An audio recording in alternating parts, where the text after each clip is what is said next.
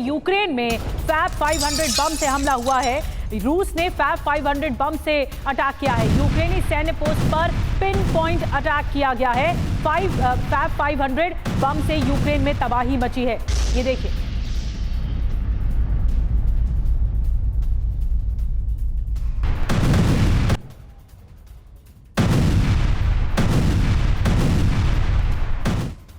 और देखिए एक और बड़ी खबर, यूक्रेनी वॉर जोन में रूसी पोस्ट पर बड़े हमले को अंजाम दिया गया।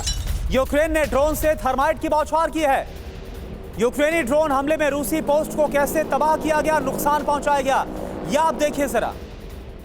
लेकिन आशंका है कि यूक्रेन पर आज भी बड़े अटैक हो सकते हैं। बड़ी खबर बता दें, यूक्रेन पर मिसाइल और ड्रोन से अटैक। रूस ने इस्कंदर मिसाइल से हमला किया है, लेकिन आज भी एक बड़े हमले किए जा सकते हैं रूस की ओर से। ये हमले थम नहीं रहे हैं। ग्राउंड जीरो पर जो हमले हो रहे हैं वो थम नहीं रहे हैं। लगातार अटैकिंग पोजीशन पर इस वक्त रूस भी दिखाई दे रहा है। पलटवार यूक्रेन कर रहा है। एक तरफ वार यूक्रेन का, तो रूस की तरफ से भी पलटवार हो रहा है।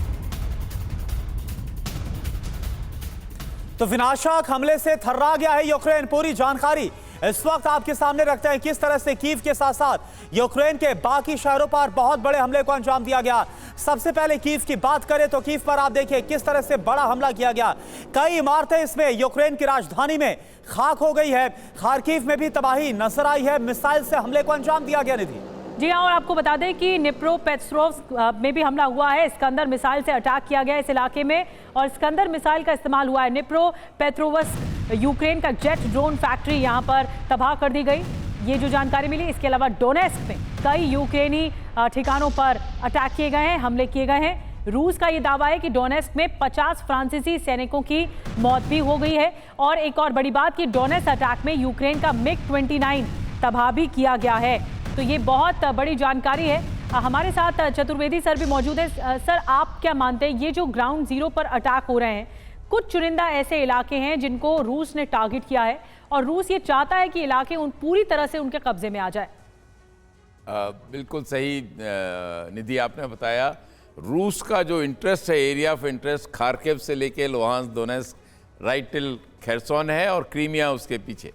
तो ये ऐसा इलाका है ईस्टर्न यूक्रेन का जो कि रशिया से ज़्यादा मेल खाता है। उनके जो रिलीजियस बिलीफ है वो भी रशियन चर्च से ज़्यादा मिलते जुलते हैं, और इस एरिया में वो तकरीबन अच्छी तरह से आज वो उसकी फौजें हैं, सिवाय खार्किव को छोड़ के। इस एरिया में वो और कंसोलिडेट करेगा, और जब भी नेगोशिएशन होगा तो ये मुझे पूरा विश्वास है कि ईस्टर्न यूक्रेन अब वापस यूक्रेन में नहीं जाएगा, ये रशिया में रहेगा। और केवल एक चीज़, क्योंकि ऑनरेबल नेगोशिएशंस होने चाहिए, नहीं तो कभी भी नेगोशिएशन पॉसिबल नहीं है। डिग्निटी दोनों की मेंटेन करनी चाहिए। रशिया प्रॉमिस करेगा कि मैं रिहेबिलिटेशन में, रिकंस्ट्रक्शन में आपकी मदद करूंगा, ये सब चीज़ें हो सकती हैं, लेकिन ईस्टर्न यूरोप का जो हिस्सा है वो अब forever gone to Russia, ये मेरा पूरा विश्वास है। नेटो में सर भी आपने चतुर्वेदी सर बहुत बड़ी बात की, और ये ऐसा पॉइंट है क्योंकि अगर रूस इसे बफर जोन बनाना चाहता है ईस्टर्न यूक्रेन के हिस्से को, तो क्या बातचीत के लिए तैयार हो भी पाएंगे इस शर्त के आधार पर? वोलोदिमीर ज़ेलेंस्की, ये बड़ा सवाल